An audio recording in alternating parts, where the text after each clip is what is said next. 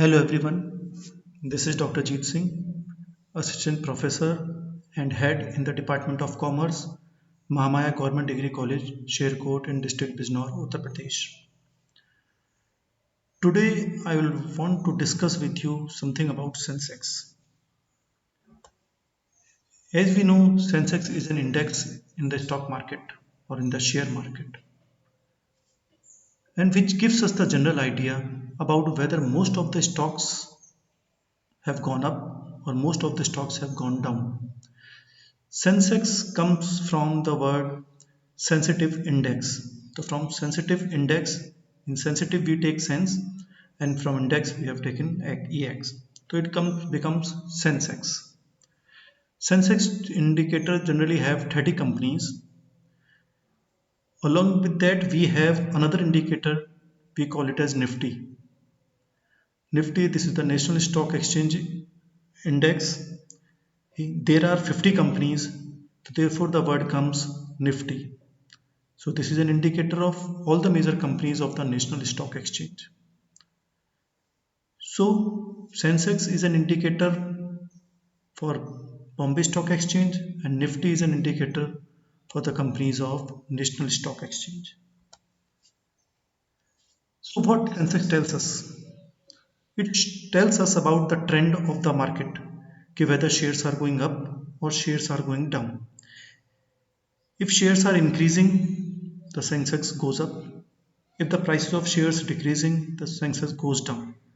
So when we say the Sensex is down, it means that prices of the stocks of most of the major companies on the Bombay Stock Exchange have gone up.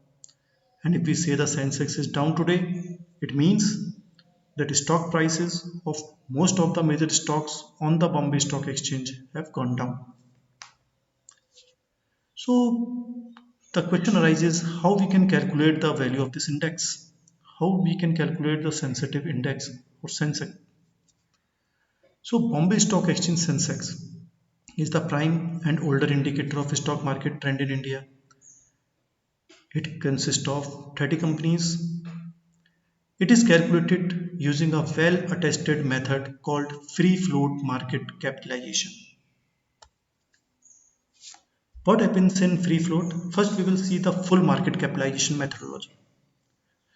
Full market capitalization methodology shows the total market capitalization of a company irrespective of who is holding the shares, whether shares are with the government, whether shares are with the management, whether the shares are held with some strategic partners, or whether they are in locked in shares.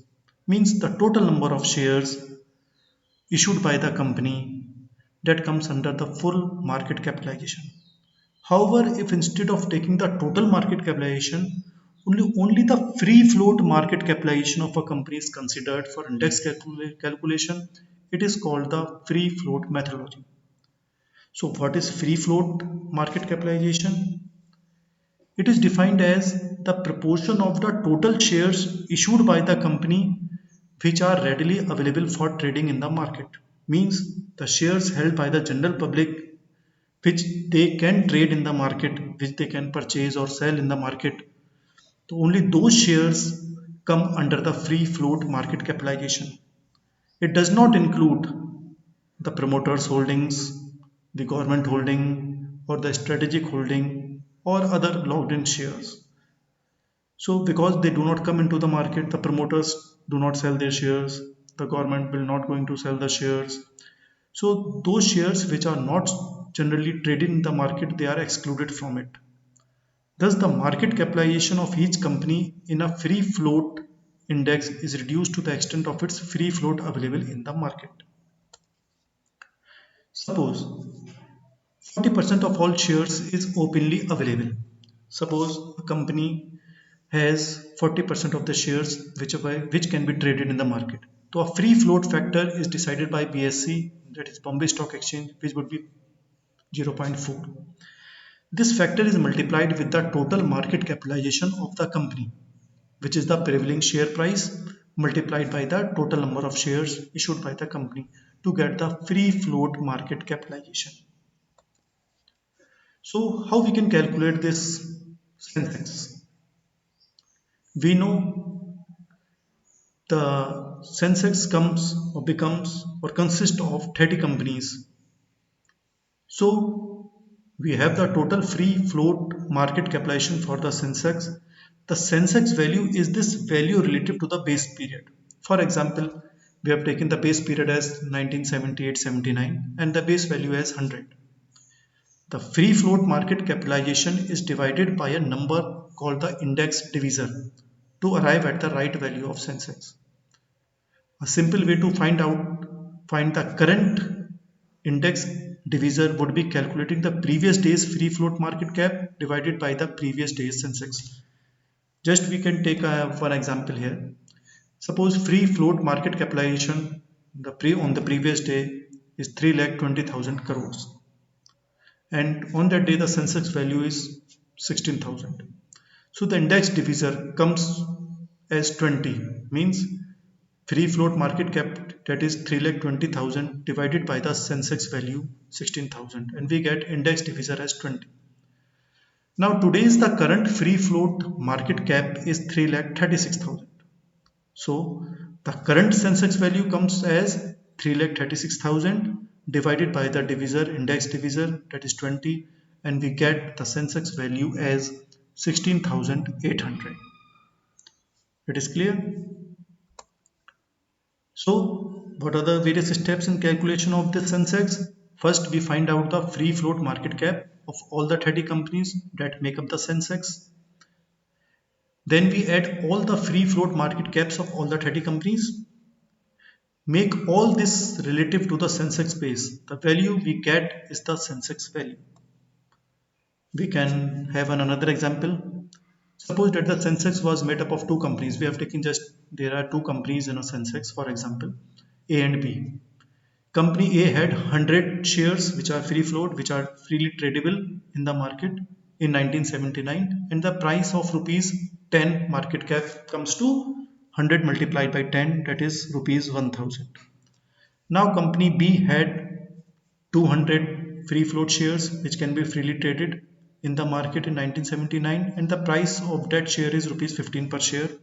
So the market capitalization comes to 200 multiplied by 15, that is rupees 3000. So the Sensex had a total market cap of rupees 4000 in 1979, and this is taken as index value, say rupees 100. Today the company A has 1000 shares, means they have issued more shares, and the current price is rupees 150. On the other hand, company B has 5000 shares which are freely tradable, and the market price is rupees 120. Hence market capitalization of this company is 150, that means 5000 shares multiplied by 120, that comes to 1,50,000 of the previous one, and rupees 6 lakh. The total comes to 7,50,000. So company A 1000 multiplied by 150 and company B 5000 multiplied by 120. So the total capitalization comes to rupees 7,50,000. So as per the previous calculation, the market cap of 4000 we have taken as Sensex value is 100. Then market cap of 7,50,000, it comes like 7,50,000. We can see the previous figure. So it comes to 7,50,000 divided by the divisor, and the divisor here is 40. So today's index value comes as 18,750. So in this way we can calculate the value of Sensex. Thanks.